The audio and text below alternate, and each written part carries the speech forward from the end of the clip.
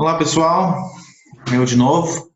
Então, para continuar a nossa aula, que eu espero que vocês tenham gostado da primeira. Então, para continuar, a gente falando de mitologia e religião no Egito. Diferente da sociedade hoje, em que se tem uma diferenciação entre o Estado e a religião, em que nós vivemos num Estado secular, que significa o Estado não tem uma religião oficial própria. Então, o Código de Lei, o governo do Estado, ele é baseado num próprio senso moral criado pelo próprio Estado. Na nossa sociedade, esse senso moral é o humanismo, desenvolvido ali no iluminismo. O projeto iluminista criou o humanismo. Então, ele é baseado na ideia de direitos humanos, de que nós somos todos iguais nas nossas diferenças. Cada ser humano é diferente, mas ele é igualmente considerado na sociedade. Então, direitos iguais, deveres iguais. Né? Por que essa separação do Estado foi proposta a partir do século XVIII, no mundo moderno? Porque uma sociedade em que tem um Estado em que a religião faz parte do Estado, ela só tolera uma religião. A religião vai surgir junto com o Estado. Religiosidade é uma coisa diferente de religião, ter bem claro. Religiosidade é uma coisa pessoal, uma coisa privada, uma coisa que todo mundo tem, é o cuidado da própria fé de cada um. Mas religião é uma estrutura humana, é uma construção social. Qualquer pessoa pode inventar uma religião nova. As religiões deixam de existir e surgem novas, elas se adaptam ao longo do mundo. Ela é uma instituição histórica, ela muda ao longo da história. As religiões vão começar a surgir e se organizar também junto com o Estado, a partir da Revolução Agrária que a gente estudou. E a primeira religião organizada que vai surgir também é no Egito. Vai surgir junto com o Estado egípcio. E o que é importante considerar da religião egípcia é que a gente não entende a religião egípcia se não entender o estado político no Egito, e vice-versa. O centro da política no Egito é o faraó. O faraó é o deus imperador, tá? O imperador deus. Ele é, ao mesmo tempo, líder do país, líder do mundo inteiro, tá? Porque os egípcios só reconhecem um reino, para eles, Egito é o mundo. Então, ele é líder do mundo inteiro, mas ele também é a encarnação viva do deus Horus. Horus é filho de Osíris e Ísis. E ele é um deus que habita o mundo, ele vive entre nós. O espírito dele habita no faraó. Toda vez que o faraó morre, a alma de Horus vai para o próximo faraó.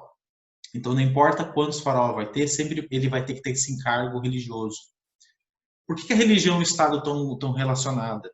Porque sobre quais você vai fazer uma lei? Tu é um rei. Sobre quais princípios morais tu vai definir o que é o certo e errado, o que é permitido ou não pela lei? Bem, tu vai definir a partir de um código moral. Como a gente falou como eu falei na última aula, um código moral, ele vai surgir exatamente num período em que vai ter as pessoas vivendo numa sociedade, os vizinhos, eu tenho minha propriedade, meu vizinho tem a propriedade dele, eu não quero que ele roube minhas coisas. Então a gente vai criar um consenso moral do que é permitido ou não fazer. Leis, e um Deus moral. Ou seja, uma religião que prega uma certa moralidade de comportamentos. O rei ele, vai usar, os estados, os primeiros estados, vão usar a religião como um instrumento de governo. Então, quando a gente pensa nos templos religiosos do culto a Amon-Ra, que são culto comum na época do Egito, a gente tem que pensar que eles seriam mais ou menos o que nós hoje temos de instituições do Estado, a polícia, sabe, a escola. Claro que não existia esse tipo de coisa naquela época, mas a aplicação da lei. Quem é que vai verificar se as pessoas estão cultuando o faraó naquela cidade, naquela vila? Geralmente, membros da religião, os sacerdotes da religião. Ao mesmo tempo, assim, tu trabalhava para o faraó, tu é o governador daquela região, ao mesmo tempo tu também é o líder da igreja, porque a igreja e o Estado estão atrelados. Então é muito difícil quando a gente vai estudar o Egito, todo ato de governo é também um ato religioso. Então toda vez que o faraó vai sair para a rua, vai passear, assim, fazer uma passeata, o povo vê ele, é também uma ocasião religiosa. As pessoas vão falar com o faraó seguindo padrões de culto religioso. Então a palavra dele ela é uma lei religiosa também. Tá? Então, é muito relacionado isso e muito difícil de separar. O faraó é considerado tão divino no seu corpo que a própria linhagem do faraó era considerada pura e diferenciada dos outros humanos. Então, era muito comum nos 5.000 anos de existência do reino do Egito, com faraós, de que esses faraós casassem com parentes, muito comum irmã, faraó casado com a irmã, ou casar com a filha. Ele casou, vamos dizer, o faraó teve uma esposa, talvez fosse prima dele, e ele teve uma filha, e ele quer ter outra esposa. O faraó pode ter várias esposas, era muito comum ele ter várias esposas. Não é comum, mas já aconteceu de ter relações entre tias. Né? Então, o faraó é uma figura que as leis da humanidade não se aplicam. Também disso, no Egito, a religião é politeísta. Né? São vários deuses, deuses que representam a natureza, mas também é importante entender que esses deuses não surgem tudo ao mesmo tempo. Sim, um dia se sentaram e criaram uma religião toda pronta. A existência de vários deuses na religião egípcia também marca o fato de que durante 5.000 anos esse povo viveu ali e novos deuses vão surgindo, outros cultos vão, sabe, vai ter migrações de outros povos que cultuam um outro deus e agora vai ter 2 deuses na região. Então, não necessariamente todas as cidades cultuavam todos os deuses ao mesmo tempo. Alguns deuses são específicos de uma cidade, e aí o que acontece é que aquela cidade fica mais importante na região, ela vira uma capital, tá? E aí agora o deus dela é o deus maior de todo o panteão. Aí eventualmente aquela cidade entra em decadência, outra cidade vem, e agora aquela cidade, ela o deus dela é mais importante. Aí a gente vê isso com Mênfis. Mênfis é uma das primeiras cidades que vão ser capitais, assim, vão ser super importantes no Egito, no Antigo Egito, e ela tinha como deus Amon, deus do céu. Eventualmente, Mênfis vai entrar em decadência e vai surgir um outro deus, o deus Sol, de outra cidade, Tebas, em que deus tebano do Sol, Ra, ele vai sobrepor a importância de Amon. E até o contrário, vai ter uma união dos 2 deuses, porque um era o deus do céu, criador da vida, e o outro era o deus do sol, criador da vida. Os 2 faziam a mesma coisa. O que vai acontecer aos poucos? Eles vão misturar os 2 deuses em um, e vão chamar de Amon-Ra, o culto Amon-Ra, em que Amon-Ra, que era 2 deuses, virou um, ele seria o criador de toda a vida. Eventualmente, o culto ao Amon-Ra vai entrar também, vai perder popularidade, e a popularidade vai ser para outros deuses, Osíris, Ísis e Sete. E vai se criar então a narrativa de que Amon-Ra teve filhos, e esses filhos agora, eles são mais importantes. Tá? Bom, para mostrar para vocês, Ra seria pai de Osíris. Tá? Osíris seria o deus das terras férteis do Egito. Ele é um deus daquelas terras que ficam ao lado do Nilo ali, que é onde as pessoas vivem. É um deus muito importante, é um deus bom, porque é ele que faz as terras serem férteis. O irmão dele, o deus Set, é o deus do deserto. Também deus das terras, mas das terras inférteis, do deserto. As montanhas, das ravinas, onde não dá para plantar nada. Então, o Seth é um deus que é muito temido, porque é um deus onde nada tem muita vida. Né?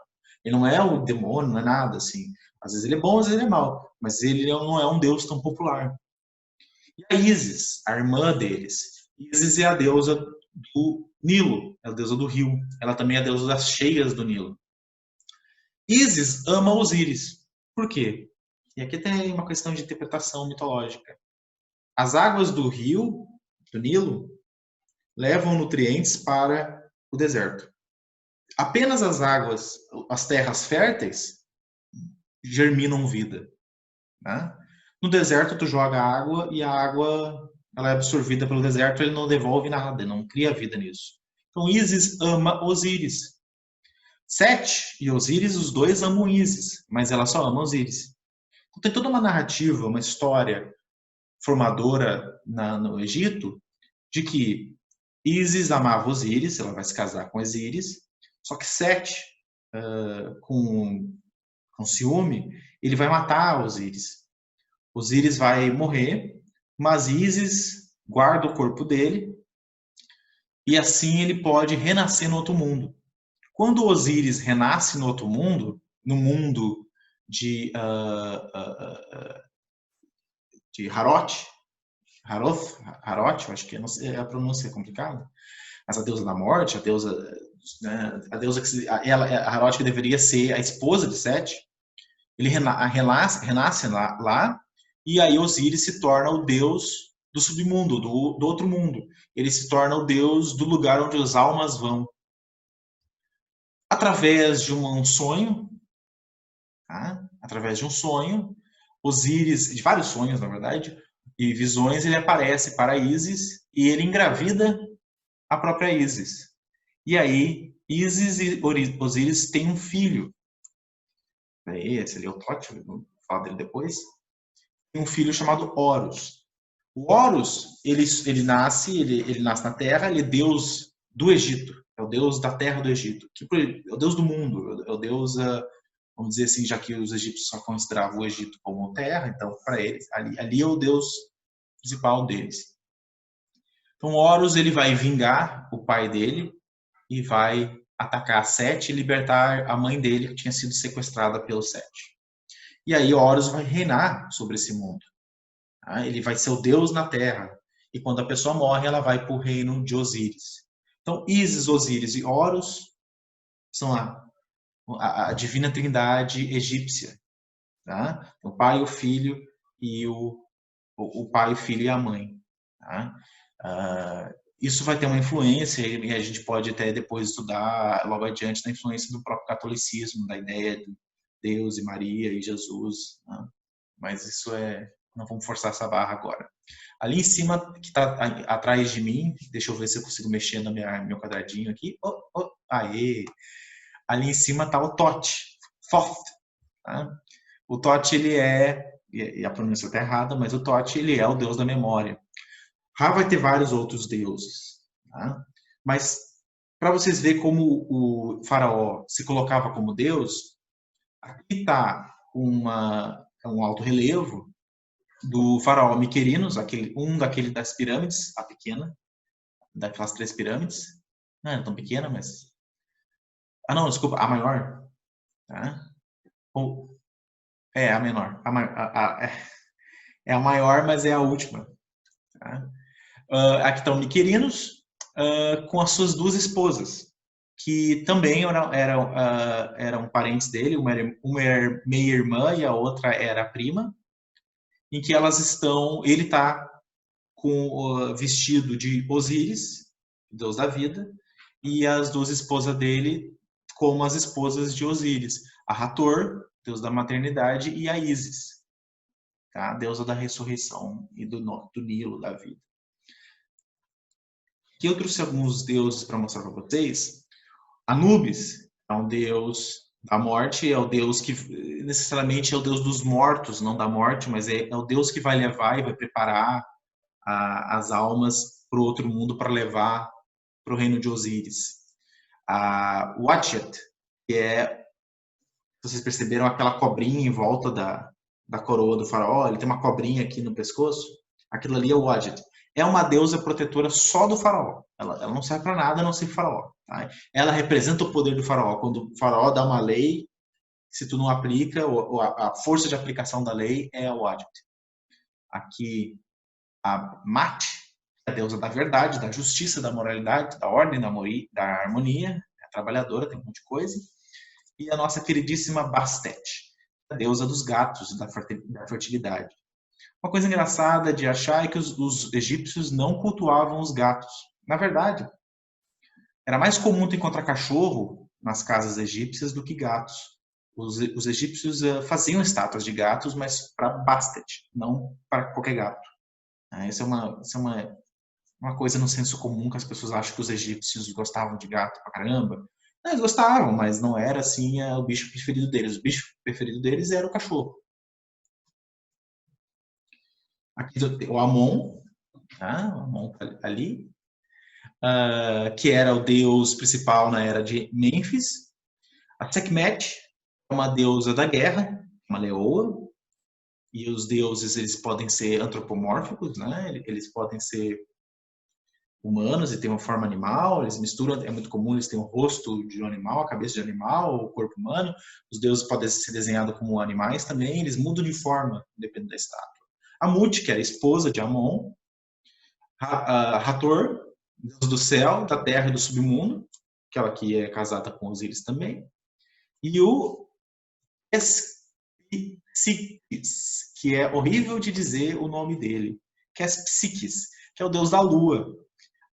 Ele tem ali uma trancinha do lado ali, o que indica que ele morreu jovem. Ele era um dos deuses que levavam, no período tebano, ele era um dos deuses que também acompanhavam os mortos. Eventualmente vai ter uma alteração nisso, e ele vai ser o deus dos doentes e da cura. É para ele que tu vai rezar quando tu está doente, ou quer se curar de alguma coisa. Aqui, quero que vocês prestem atenção num pergaminho, num papiro egípcio antigo, em que relata uma das histórias mais famosas do Livro dos Mortos. O Livro dos Mortos é um conjunto de poemas, de relatos e de manual de instrução do que fazer e o que acontece, segundo os egípcios, depois que a pessoa morre.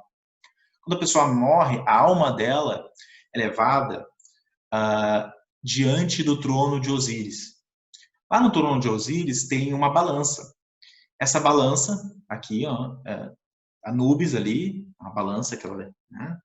Essa balança Anubis vai pegar o coração da pessoa, sua alma, seu coração, e os egípcios acreditavam que o coração onde existia a alma e o pensamento e os sentimentos, porque quer dizer, eles não tinham a medicina, eles certamente percebiam que o cérebro era uma coisa importante, mas eles acreditavam que as sensações e a alma, o caráter da pessoa vem do coração.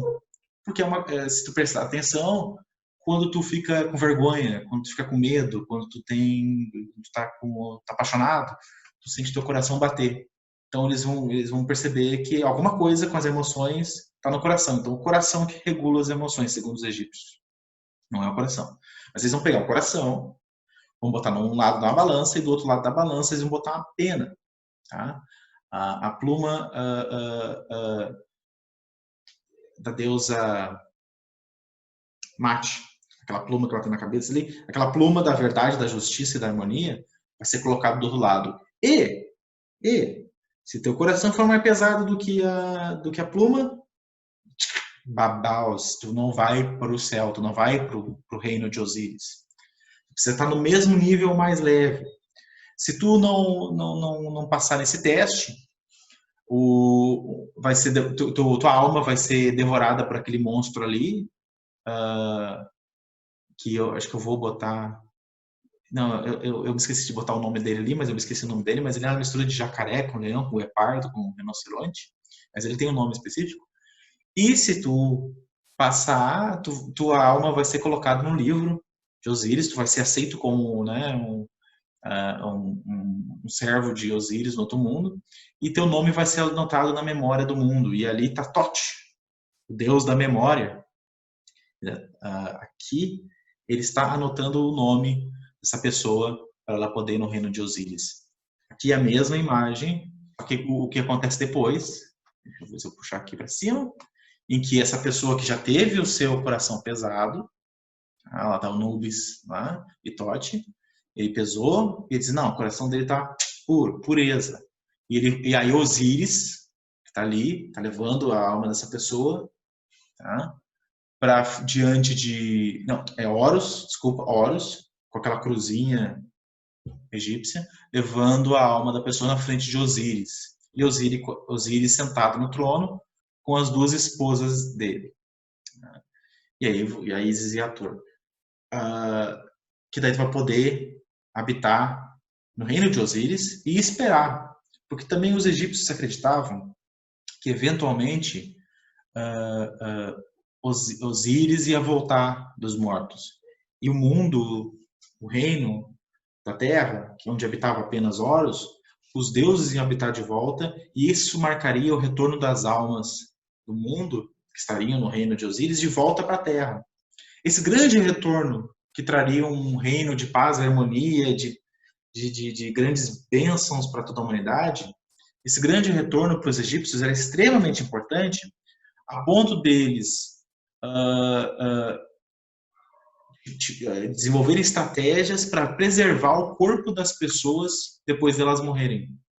Isso aqui é um exemplo de algo que vocês já conhecem, são múmias. Eu trouxe múmias, vocês já viram múmias na TV de pessoas, essas aqui são múmias de animais. Ali em cima tem múmia, aqui em cima tem múmias de cachorros e gatinhos. Tá? Porque as pessoas também queriam, quando elas voltassem, faz a múmia da pessoa, eu quero que também faça feita a minha múmia, minha esposa também é múmia, e eu também quero a múmia do meu cachorrinho, do meu gatinho, para ter meu petzinho junto comigo quando eu voltar do reino dos mortos. Quando eu voltar, eu quero voltar também com dinheiro. Já que eu vou ter perdido as minhas terras, alguém vai estar nas minhas terras, eu preciso de tesouro, eu preciso de ouro, eu preciso de comida. Então, o processo de mumificação era ressecamento do corpo, tirar os órgãos, as entranhas, limpar, botar enfaixamento, né, todo esse processo, e colocar num lugar, né, uma caverna, uma urna, uma pirâmide, que é um túmulo, é isso que é uma pirâmide. Vocês viram no slide anterior, vocês têm, que eu não botei aqui, mas o slide mostra como as pirâmides eram o maior símbolo sagrado egípcio. Elas representam a luz dos céus, sabe, a luz do sol descendo na terra. Então a luz vem um raio de luz assim, até hoje a gente desenha um raio de luz assim como uma piramidezinha. Então a pirâmide é um raio de luz e aí tu quer ser enterrado numa pirâmide. Também outra questão do formato piramidal é porque não existia concreto, não existia argamassa.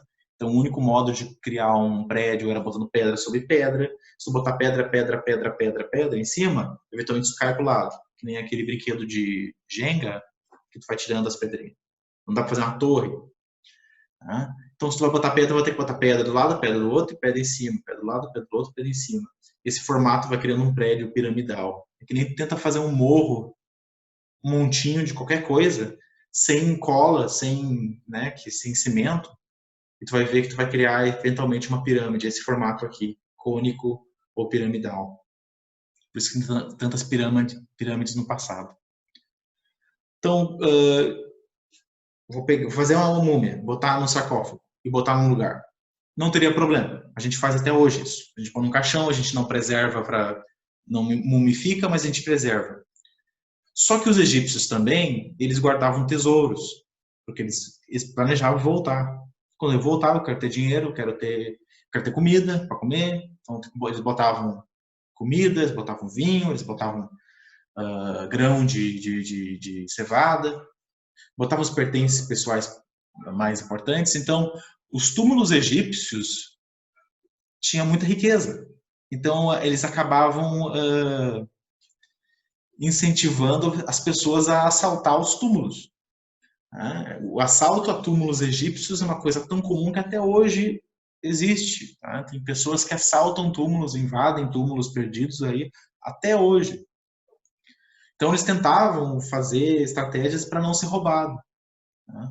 Que não deram muito certo ao longo da história, porque a gente sabe que vários túmulos foram encontrados e foram pilhados, não existe mais esse tesouro. Tá? O único de todos os faraós que tinham seus tesouros e foram mumificados, o único que a gente encontrou sem ter sido pilhado era um faraó que tinha sido amaldiçoado que ninguém deveria ter encontrado, que era Tutankhamon, que é o que hoje a gente conhece bastante. E aqui está um sarcófago colocado nesses caixões em formato de pessoa para que um dia ela retornasse. Essa crença de que um dia Deus, ou Deus do paraíso, vai voltar e trazer as almas de volta, e os mortos se levantarão, isso tem influência enorme no cristianismo. Até hoje, se vocês já vão ver lá no Apocalipse, vai ter uma descrição de que antes ou logo depois, Deus vai descer à terra, Jesus vai vir com os anjos para a terra, os mortos vão renascer e todas as almas da terra vão voltar, a gente vai reencontrar, os vivos e os mortos vão andar junto e vai criar um reino milenar de perfeição e de que o paraíso vai ser sobre a terra antes do mundo acabar de fato. Então, histórias desse tipo, a crença nesse tipo de evento, ela vem em data já desde os egípcios. O faraó, ele vai ser o centro dessa estrutura de governo e ele vai se utilizar dessas crenças religiosas para desenvolver a própria leis e códigos de comportamento. Por isso que é muito difícil ter uma revolução no Egito. Houve golpes, houve invasões de exércitos estrangeiros conquistando os egípcios, os hititas conquistaram os egípcios por 200 anos até eles conseguirem expulsar, os núbios conquistaram os egípcios e foram assimilados. Tá? Mas nunca houve uma revolução para tirar o rei e colocar outra coisa no Egito. E foi milhares de anos. Por que isso? Porque o rei vai usar da religião como instrumento. E contra a própria religião é algo muito difícil. E não é comum isso acontecer. As pessoas têm religiões. Então, se estou criado numa religião e no centro dessa religião está também o faraó, ele não é só um líder político, ele não é um presidente, por exemplo, presidente do Brasil, presidente dos Estados Unidos. Tu pode criticar que ele é só uma pessoa. Não, ele também é um Deus. Ele é teu governador e teu Deus. Então, é muito mais difícil tu criticar ele. Tu teria que ir contra a tua própria fé. Então, o uso da crença para garantir um poder, ele vai influenciar e vai surgir no Egito e ele vai se espalhar esse padrão de controle. A gente percebe que outras civilizações também do mundo vão ter práticas similares. Se não o rei, o imperador, vai se colocar como figura divina, o que acontece várias vezes, ou pelo menos como se ele fosse filho dos deuses, ou no caso dos reis cristãos, ou, por exemplo, o imperador romano, antes do cristianismo em Roma, o imperador ele era um deus também. Né? Quando Roma fica cristã, muda, já que não pode ser Deus, quem vai ser o Deus na Terra é Jesus, o imperador vai ser escolhido por Deus, ele vai ser o representante de Deus na Terra. O rei, se vocês já olharem qualquer imagem de rei medieval, eles se desenhavam com uma espada na mão e um globo com uma cruz em cima. Ele simbolizava com isso, dizendo: eu tenho o poder da justiça e da lei, e eu também tenho poder, eu também aqui controlo o caminho para o céu. Eu sou abençoado por Deus. É um papa, é um bispo que vai colocar a coroa em cima da cabeça do rei. Tá? Ele vai ter que ter um reconhecimento religioso de que ele é o rei. Isso vai durar até o século XVII com o surgimento do humanismo, como eu falei antes. Tá? Eu deixei atividades para vocês. Essa aula está contando como a segunda aula das 2 semanas que a gente está colocando atividades. Eu espero ter ajudado vocês. Tchau.